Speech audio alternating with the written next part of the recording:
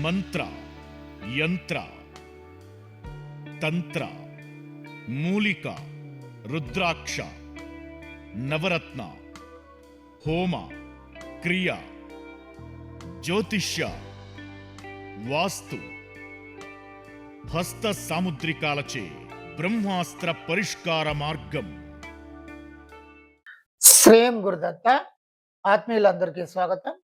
So, ఎవరు ఎలాంటి విద్యలు అనేటువంటి విషయాలలో ప్రీవియస్‌గా నేను చేసినటువంటి వీడియోని కనుక మీరు చూసినట్టయితే మీకు అవగాహన వస్తుంది. అది చూసిన తర్వాత ఇది చూస్తే మీకు ఇంకా క్లారిటీగా ఉంటుంది.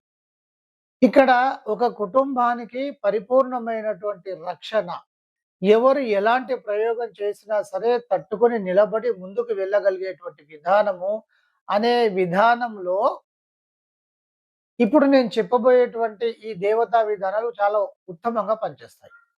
అలాగే వీటిని ఇతరులకు కూడా ఉపయోగించొచ్చు. ఇతరులకు కూడా మన కార్యక్రమాలకు ఉపయోగించొచ్చు. అయితే ఇది తెలిసినటువంటి వారు చాలా తక్కువ స్థాయిలో ఆ పని చేస్తారు. ఇందులో ఆంజనేయ స్వామి ఉంటాడు. ఆంజనేయ స్వామి శక్తి, ఆంజనేయుడు ఉంటాడు. ఇప్పుడు ఆంజనేయ విధానంలో కూడా చాలా విధానాలుంటాయి. పంచముఖ ఆంజనేయ స్వామి అనేటువంటిది చాలా శక్తివంతంగా ఉంటుంది. ఈ ఇక్కడ ఒకటి గుర్తుపెట్టుకోవాలి. ఆంజనేయ స్వామికి అన్ని దేవి దేవతల వరాలు ఉండడం మూలాన ముందుకు అంటే ఎవరు కూడా ఆంజనేయ విధానంలో ఉండేటువంటి వారిని ఏమీ చేయజాలరు. కుటిల నీతి, మోసము ఇలాంటి వాటితో తప్ప ప్రయోగ విధానంగా ఏమీ చేయజాలరు. వీటిని కూడా మనం తట్టుకునేటువంటి విధానం ఉంటుంది. అయితే ఆంజనేయ స్వామి, నారసింహ, వీరభద్ర, భైరవ విధానంలో స్వర్ణ భైరవ ఇవన్నీ కూడా చాలా చాలా చాలా శక్తివంతంగా మనకు ఉపయోగపడతాయి. ఇది ఇందులో గురుగారు మేము దీపారాధన చేస్తున్నాము, అయినా సమస్యలు తప్పట్లేదు. లేకపోతే మేము స్తోత్రాలు చదువుతున్నాము, ఏదో కవచాలు చదువుతున్నాము అంటే ప్రయోగ విధానాలు చేసేటువంటి వారికి ఇవన్నీ ఐడియా ఉంటుంది. అందుకని చాలా గట్టిగా చేయడం జరుగుతుంది. అంటే ఈ కవచాలు గాని, ఈ చిన్న చిన్న విధానాలు ఎక్కువగా వాటిని ఆపడం అనేటువంటిది జరుగుతుంది. ఆపాలి అంటే చాలా శక్తివంతమైనటువంటి విధానములు ఇప్పుడు ఆంజనేయ స్వామి ఆ విధానంలో కూడా ఆంజనేయాయ నమః మేము అనుకుంటున్నాం గురుగారు అంటే ఆంజనేయాయ నమః అంటే ఆంజనేయానికి మీకు నమస్కారం. ఇది పెద్ద మంత్ర విధానం కాదు. శక్తివంతమైనటువంటి మంత్ర విధానము. ఇందులో బీజాక్షరాల సహితంగా అందులో చాలా చైతన్యవంతంగా, శక్తివంతంగా ఉన్నప్పుడు అవి పనిచేస్తాయి. ఇది గుర్తుపెట్టుకోవాల్సింది. ఇక అంటే ఎందుకు ఈ ఈ క్లారిటీ లేకపోతే గురుగారు చెప్పారు మేము ఆంజనేయ స్వామి చేస్తున్నాము, లేకపోతే నరసింహస్వామి యొక్క అష్టోత్తరాలు చేస్తున్నాము. మరి అయినా సరే మాకెందుకు ఈ సమస్యలు అనేటువంటి ఒక క్వెషన్ వస్తది. మంత్ర విధానం ఇది విద్యా విధానంలోకి రావాల్సిందే. అది కాదు.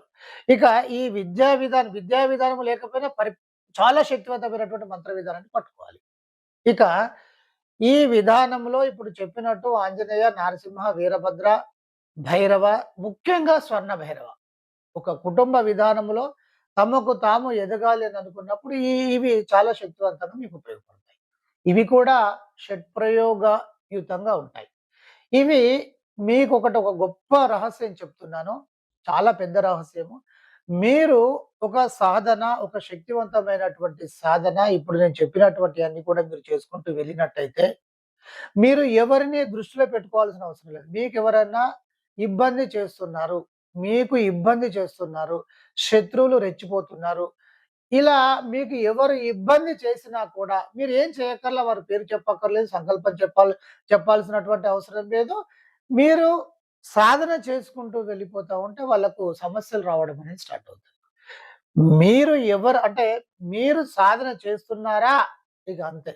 ఎవరు మిమ్మల్ని అనవసరంగా, అన్నెసెసరీగా మిమ్మల్ని దృష్టిలో పెట్టుకొని మీకు ఇబ్బందులు చేయడానికి ప్రయత్నం చేస్తే వాళ్ళు 200% ఇబ్బందుల పాలు తీరుతారు గుర్తుపెట్టుకోండి. అంటే ఇక్కడ విద్యనే అవసరం లేదని చెప్తున్నాను. మంత్ర విధానం పట్టుకున్నా కూడా బాగా పనిచేస్తుంది. ఇక విద్యలు తెలిస్తే ఇక మనం చెప్పాల్సినటువంటి అవసరం లేదు. ఈ విద్య తెలిసినటువంటి వారు ఇప్పుడు ఆంజనేయ నుండి మొదలుకొని ఇప్పుడు చెప్పినటువంటి నరసింహ, వీరభద్ర, స్వర్ణ భైరవ, అలాగే మహాభైరవ అంటే కాలభైరవ ఈ విధానం అన్నీ కూడా మీరు సాధన చేసుకుంటూ వెళ్ళి వీటిని గనుక విద్యగా మీరు పొందితే మీకు ఇబ్బంది చేసేటువంటి వారిపైన మీరు నిరభ్యంతరంగా ప్రయోగం చేయవచ్చు.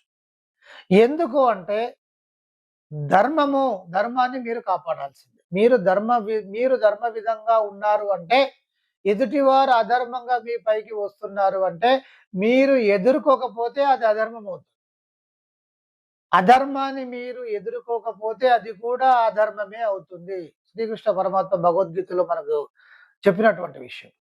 కనుక మీరు అసలు ఆ భగవంతుడి యొక్క శక్తి చాలా అద్భుతంగా వెళ్లి కొట్టేయడం జరుగుతుంది. ఇందులో శరభేశ్వర విధానం కూడా ఉంది. కనుక మనము ఈ విధానాలు అవలంబించాల్సిందే. ఇంకా కొంతమంది ఏం చేస్తారంటే నరసింహ ఉపాసన, భైరవ ఇలాంటి ఉపాసనలు చేస్తూ ఇప్పుడు మనం భానుమతి, చేతబడి ఈ టైపులో కొంత ఇబ్బందికరమైనటువంటి విధానాలు కూడా వీళ్ళు ఉపయోగించుకోవడం అనేటువంటిది జరుగుతుంది.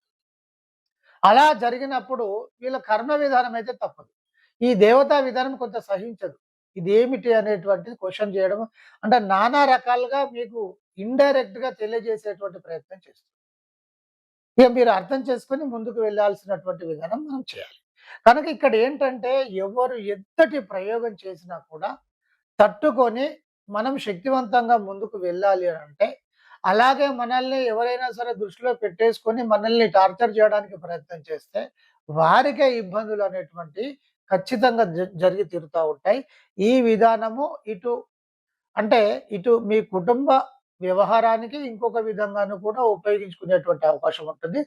కుటుంబ విధానంలో కుటుంబ రక్షణకు విద్యలు నేర్చుకోవాలి అనుకున్నప్పుడు ఇవి చాలా చాలా శక్తివంతంగా పనిచేస్తాయి.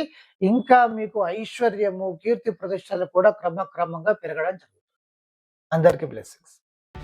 మంత్ర, యంత్ర, తంత్ర, మూలిక, రుద్రాక్ష, నవరత్న, హోమ, క్రియ, జ్యోతిష్య, వాస్తు, హస్త సాముద్రికాలచే బ్రహ్మాస్త్ర పరిష్కార మార్గం